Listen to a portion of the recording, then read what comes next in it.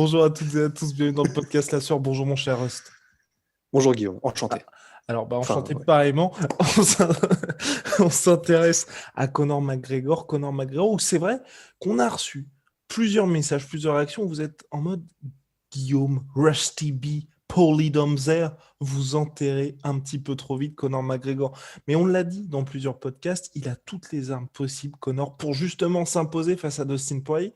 Jusque-là, on est dans cette situation où on se dit, on n'a pas l'impression qu'il ait cette possibilité d'inverser la tendance. Comme toute proportion gardée, vous avez aujourd'hui un Fedor Emelianenko qui va affronter d'autres adversaires, par exemple, quand il était contre Fabio Maldonado, où bien évidemment sur le papier Fedor est 1000 fois supérieur à Fabio Maldonado, mais aujourd'hui il ne peut plus revenir à ce Fedor-là. Et aujourd'hui on est dans cette situation avec Rust, avec Poyomson, on se dit c'est très compliqué d'y revenir, et on va vous expliquer pourquoi, mais on va aussi bien évidemment vous donner les motifs d'espoir où oui, Conor peut peut-être le faire, même si nous on ne le pense pas. Mon cher Rust, est-ce qu'on va lancer le générique? Je pense qu'on peut le lancer et comme ça. Soit.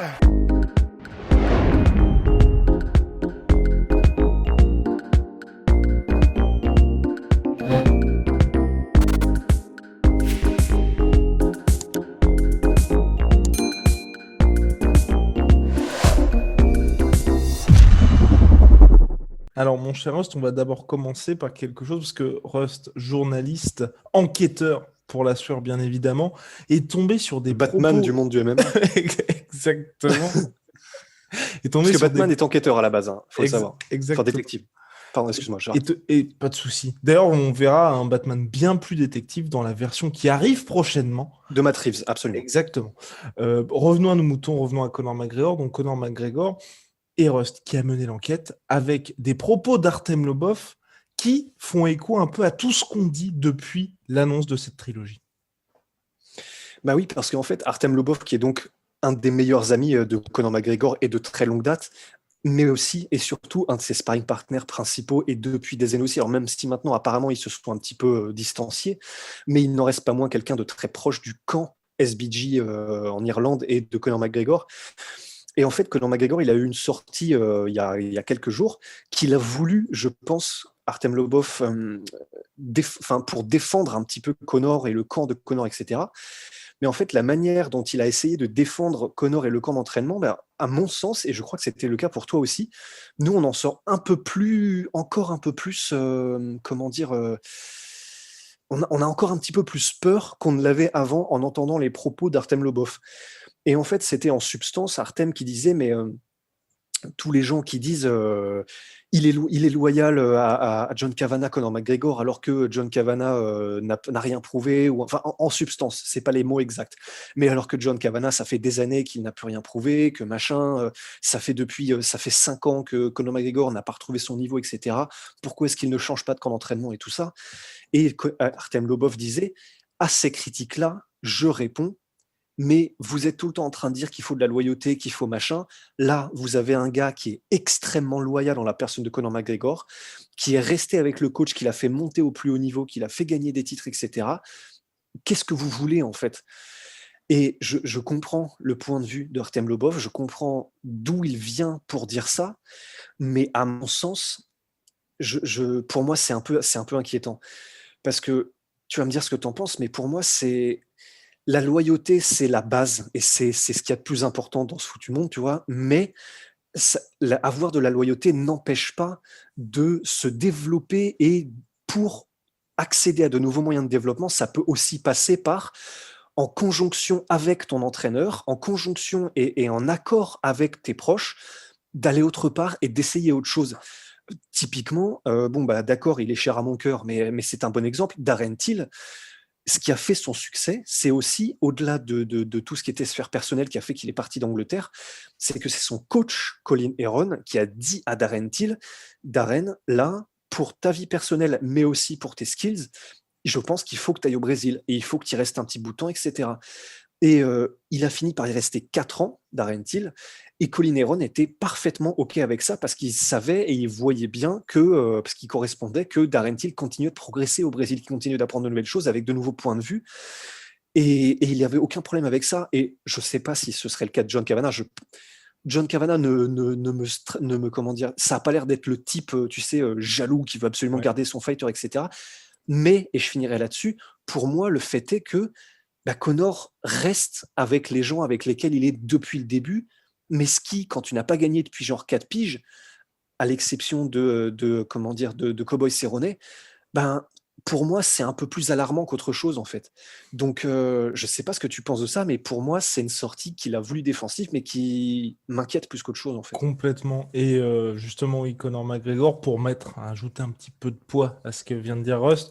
Donc, Conor McGregor, sur les dernières années, donc c'est 3-3 justement en carrière. 3-4 si on prend en compte le combat face à Floyd Mayweather. Bien évidemment, ce bilan de 1-2 en carrière en lightweight à l'UFC.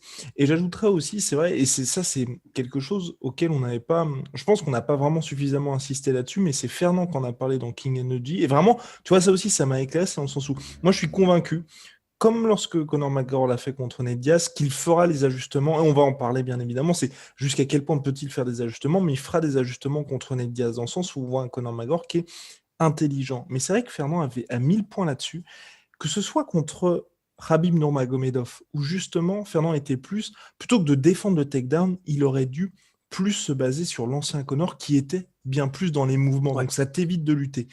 Et Fernand ouais, a dit également contre Dustin Poirier, il y a eu aussi là une erreur dans le game plan, dans le sens où c'est vrai qu'il a abandonné à nouveau ce qui faisait son succès pour se concentrer sur la boxe.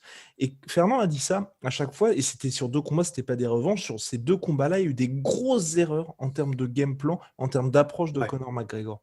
Et moi, ce qui m'inquiète quand même, c'est qu'à chaque fois, comme tu l'as dit, c'était son même camp d'entraînement. Et certes, là, contre Dustin, ils pourront faire les ajustements, mais c'est quand même inquiétant quand on a ouais, quelqu'un qui, à chaque fois, a sur le papier les armes, et on va en parler dans la dernière partie ouais, du podcast, où vous allez voir, on n'enterre pas du tout Conor McGregor, c'est juste qu'on se dit, là, c'est vraiment très, très chaud pour lui, c'est de se dire que la personne a les armes, elle a toutes les qualités pour, mais elle les abandonne au profit de stratégies qui sont si elles sont gagnantes, bah bien évidemment, on aurait des avis complètement différents, mais ça fait quand même 2 fois lors de combats où il y a de gros enjeux. J'exclus complètement le combat contre Mayweather parce que sur le papier, il ne devait pas se oui, il peut retrouver rien là, faire. hein, voilà, complètement.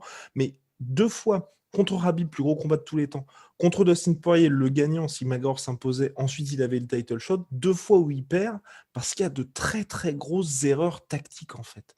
Et ça, pour Ouais, moi, c'est quelque chose qui, on peut avoir toutes les capacités du monde, par exemple, Francis contre Stipe Miocic, le premier combat. Francis a toutes les armes pour battre Stipe Miocic, mais il décide d'y aller full blast. Et résultat, après le premier round, il n'a plus de jus.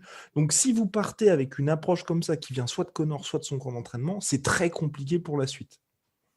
absolument. Et en fait, le truc, c'est que ça peut être lié à plusieurs trucs parce que tu vois, allons dans toutes les théories possibles, ça peut aussi être lié, imaginons, tu vois, au fait que ben, que John Kavanagh ait amené comment dire, le game plan à Conor McGregor, par exemple pour Khabib, de bah, tu sais, en vrai, là, Conor, je pense que ce qui pourrait être le mieux, ce serait peut-être plutôt de favoriser les déplacements énormément, d'être très léger sur ses appuis pour piquer et faire ce que tu fais de mieux.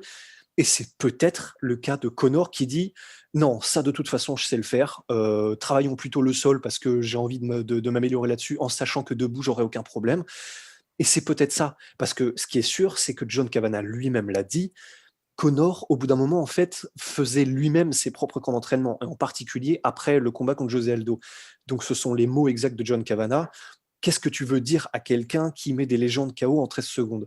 Et donc, du propre aveu de John Kavanagh, il s'était séparé à ce moment-là, il se voyait quasiment plus, il s'entraînait à des heures différentes, etc. Mais du coup, pour moi, ce que ça veut dire, c'est que ben, c'est donc, à la manière un peu d'un Tony Ferguson, c'est donc Connor qui gère complètement et lui-même et à 100% sa vie, son organisation et ses camps d'entraînement et donc ben, probablement ses game plans aussi. Donc oui, ça peut être le cas de Connor qui ne prend pas en compte les bons avis ou peut-être que c'est une possibilité aussi qu'effectivement il est entouré de personnes qui lui disent plutôt oui, oui, oui tout le temps et sans jamais remettre en question quoi que ce soit. C'est possible aussi et en particulier j'imagine quand tu arrives à ce niveau-là comment dire, de sécurité financière où tu arroses tout le monde et où tout le monde a envie d'être à côté de toi parce que tu vas être dans l'entourage de la superstar, etc. Mais au bout du bout et à la fin des fins, ben, on en arrive là en fait. Et quelle que soit la raison pour laquelle ces game plans étaient aussi éloigné de ce qui probablement aurait été optimal pour Conor McGregor pour gagner soit contre Dustin, soit contre Khabib. De toute façon, quoi qu'il arrive, ça veut donc dire qu'il fallait changer quelque chose en fait. Et c'est là où, encore une fois, on se réservera pour les motifs d'espoir, mais pour moi, le fait que là, il ait décidé de continuer et en gros, tu sais, sur la photo qu'il vient juste de poster, Conor Mhm. McGregor, il y a encore la fine équipe, mais comme d'habitude, ben moi, c'est ce qui fait que oui, il y a des motifs d'espoir, mais personnellement, je n'en ai plus.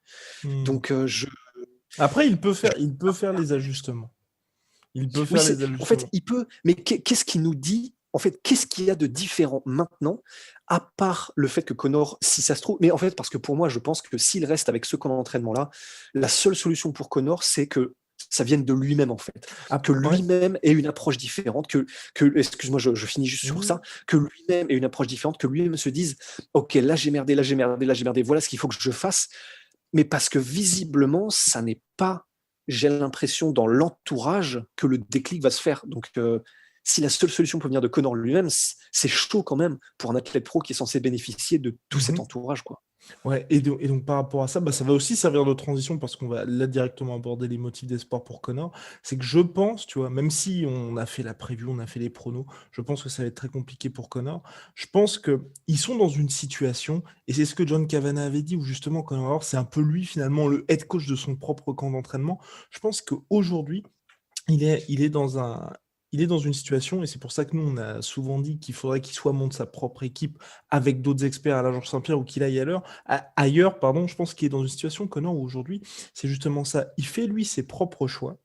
Et ensuite, par le résultat du combat, si c'est une victoire, bah, c'est parti, on avance. Et finalement, tu as eu raison, on poursuit comme ça.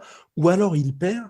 Et là, quand il perd, à mon avis, je pense que c'est John Kavanagh et les autres coachs qui reprennent un petit peu la main dessus. Et là, par rapport au motif sport, je pense notamment au combat Nate Diaz 1 contre Nate Diaz 2. Absolument, On a un Connor absolument. complètement différent. Là, contre Donald Cerrone, pour le deuxième combat contre Dustin Poirier, tu vois, j'ai les stats là. Sur les frappes mises par Connor, 23 frappes significatives mises à la tête, 4 au corps, 2 aux jambes avec les kicks. Je pense que là, on aura un Connor qui sera beaucoup plus complet parce que là aussi, je pense qu'à mon avis, John Kavanagh veut dire bah, faut que tu reviennes justement aux kicks qui te permettent de cadrer et beaucoup plus de variations. Mais je pense qu'à chaque fois, c'est ça. Contre Donald Cerrone, on avait reparlé du combat, et même dès le début du combat, nous, quand on voit Connor qui y va full blast, avec un énorme bras arrière pour commencer, qui aurait pu très très mal se finir pour lui, Absolument, ouais. parce que Cerrone partait justement au takedown. Ouais, Ensuite, il se retrouve dans une ouais. situation de clinch, et il met les superbes shoulder strikes. Sauf que le clinch, c'est pas Conor McGregor qui l'instaure. Ça, on se retrouve dans une situation où c'est un fait de combat qui ensuite permet à Conor McGregor de briller. Mais c'est pas lui qui Ouais. décide d'instaurer le clinch, de faire les frappes au sol et de faire les Putain, shoulder c'est bien strikes vu ça. et qui sonne ensuite Donald Cerrone. Et une fois que Donald Cerrone est sonné, là par contre Conor brille dans le sens où c'est vrai que Donald Cerrone s'attend à ce qu'il lance le bras arrière et puis finalement bah, c'est justement le head kick qui vient le cueillir. Mais ce que je veux dire c'est que globalement je, John Kavanagh n'en a pas parlé, mais tu vois, dans le déroulé du combat, je pense que si ça s'était mal passé, il y aurait peut-être eu une revanche après. Mais tu vois, il y aurait eu un Connor complètement différent. Mais c'est tant que ça Ouais. marche, je pense qu'à mon avis, aujourd'hui, ils sont dans une situation où c'est très compliqué pour eux de pouvoir dire à Connor, enfin, tu sais, écoute-nous, parce que c'est vrai que tu mets Donald Cerrone KO en 40 secondes, qu'est-ce que tu peux dire au mec? Et sachant que, on en avait parlé dans la review, c'est 40 secondes, mais où il se passe beaucoup de choses en 40 secondes. Ouais. Donc, tu Ouais. vois, le côté de dire il a beaucoup plus cette approche boxe, tout ça, bah, ouais, bah les gars, ça avait fonctionné.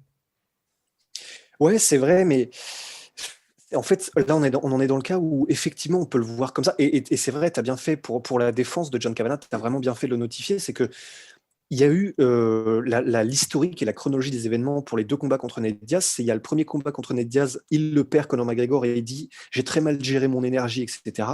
Juste après ce combat, effectivement, il se rabiboche du coup avec John Kavanagh. Et c'est eux qui le disent, hein, ce sont les deux Conor et John qui disent bah, donc après ce truc-là, on s'est dit ok, faut qu'on revienne aux bases, faut qu'on revienne comme avant, on se réentraîne ensemble, etc. C'est ce qu'ils ont fait. Et c'est après ça, et donc le fruit de ces retrouvailles qui ont fait le game plan qui était parfaitement adapté avec beaucoup plus de low kick, etc. Et une meilleure gestion de l'énergie pour le deuxième combat.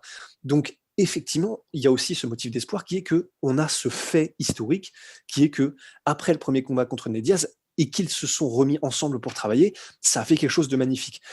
Donc, en fait, c'est pour ça qu'on navigue un peu à l'aveugle, en fait, dans tout ça. Tout ce qu'on sait, c'est que les game plans n'étaient pas adaptés du tout pour Dustin parce que c'est les game plans, mais c'est au-delà pour Dustin, par exemple, parce que pour Khabib, on pourrait se dire, bah, si jamais il avait réussi effectivement à stopper les takedowns ou à nullifier pendant encore plus longtemps comment dire, Mhm. la progression de Khabib, s'il s'était relevé, s'il avait mis KO Khabib, on aurait été en mode, ah ouais, bah, effectivement, c'était un coup de génie de travailler la défense de takedown et la nullification des avancées de la progression en JJB, parce que du coup, ça lui permet de se relever, de mettre le KO, c'était magnifiquement vu, etc.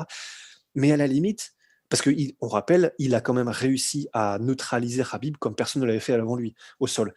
Mais là où j'ai plus de mal, c'est avec Dustin, en fait. Parce que le fait qu'il soit autant avec l'emphase sur la boxe anglaise, autant avec du poids sur la jambe avant, et pendant littéralement tout le combat sans en changer, et qu'il ait donc visiblement, qu'il ait eu cette approche-là pendant tout le camp d'entraînement, parce qu'il est arrivé comme ça, il a passé la totalité du combat comme ça, là, pour moi, c'est là où c'est alarmant, en fait. Parce que ça veut donc dire que même en amont, Mhm.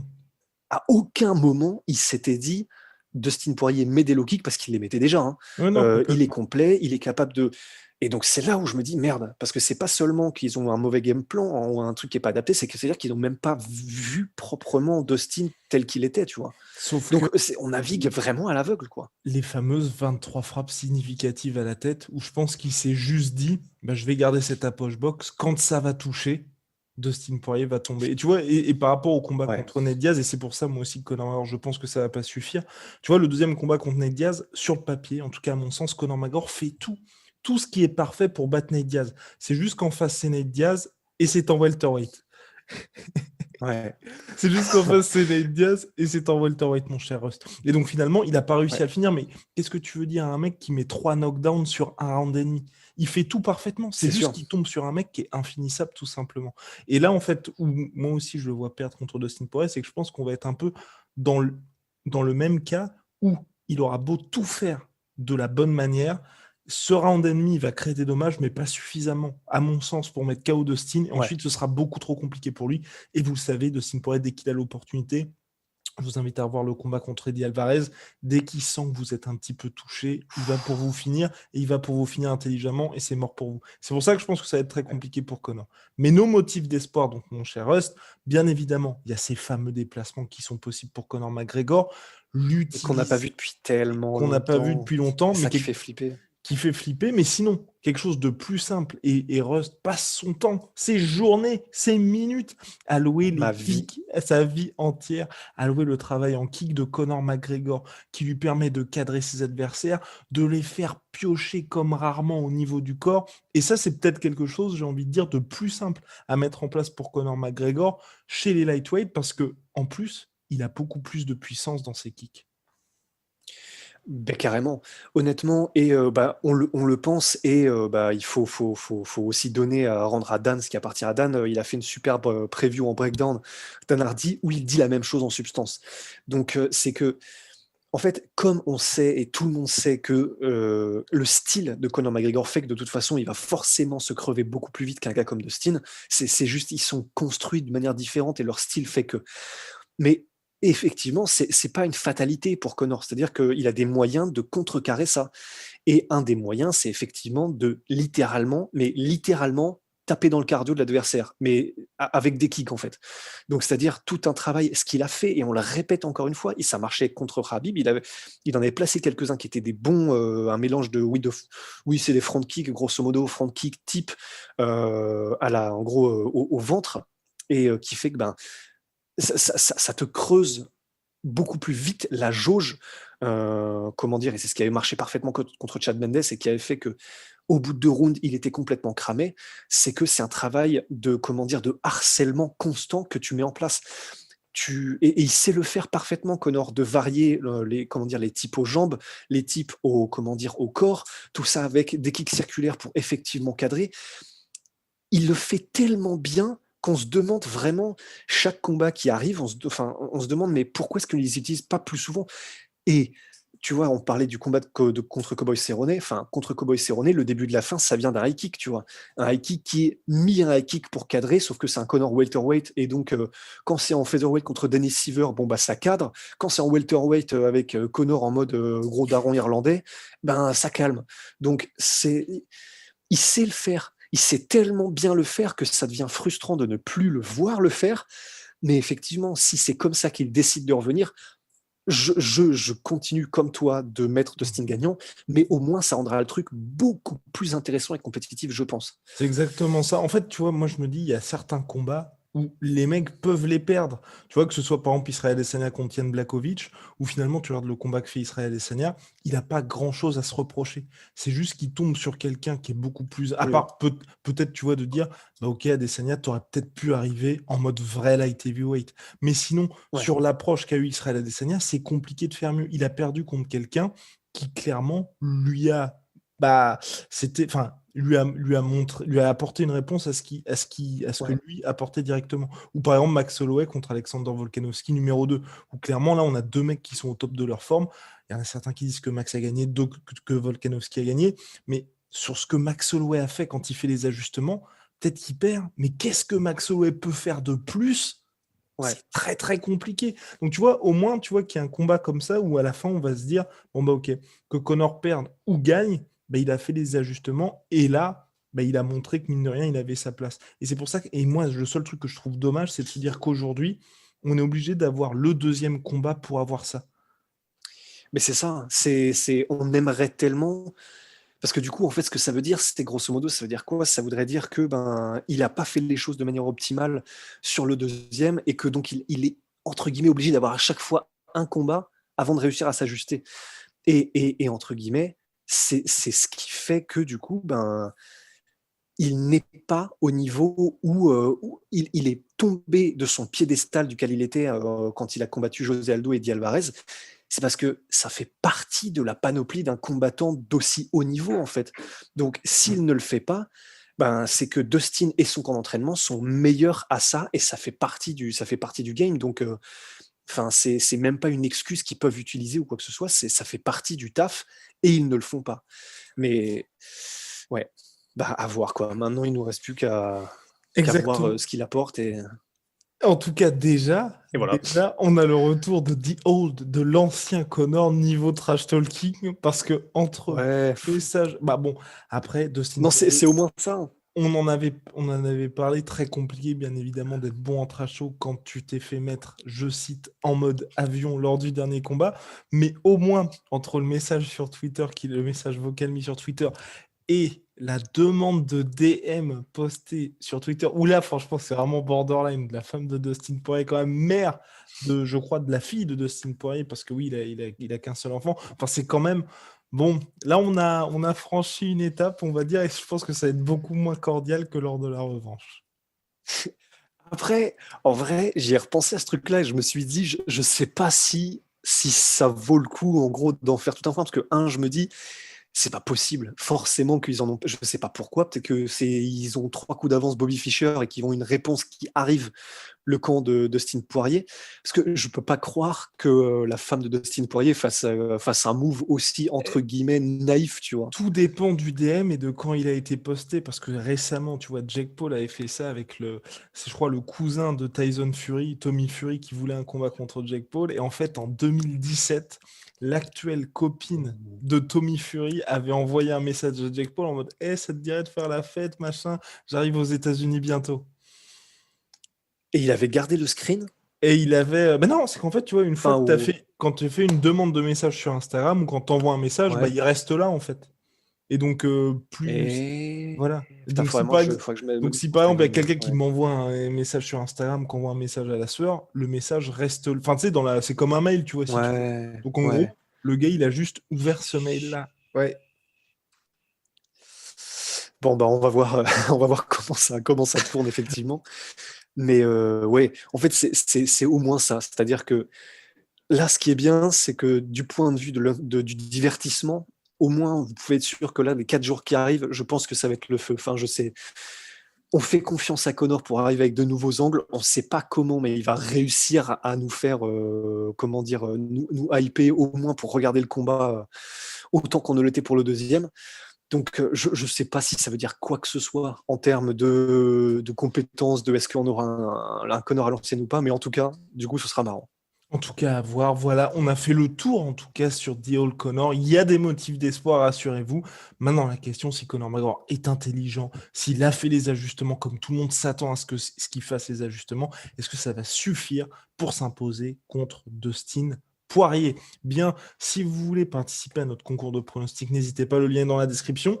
Ce sera sur l'onglet, donc vous cliquez sur Discord. Il y a un onglet prévu à cet effet. C'est gratuit, ça se passe sur Google Forms. Ensuite, vous pouvez gagner des tenues Venom. Bien, en parlant de Venom, d'ailleurs, big shout out à Venom, sponsor de l'UFC, sponsor de la sueur. Là aussi, ça se passe dans la description. Big shout out à My Sweet Pea, My Sweet Protein. Moins 45% sur tout My Protein avec le code la sueur, mon cher Rust. À très très vite, mon nouvelles aventures. Oui, parce qu'on revient très, très, très vite.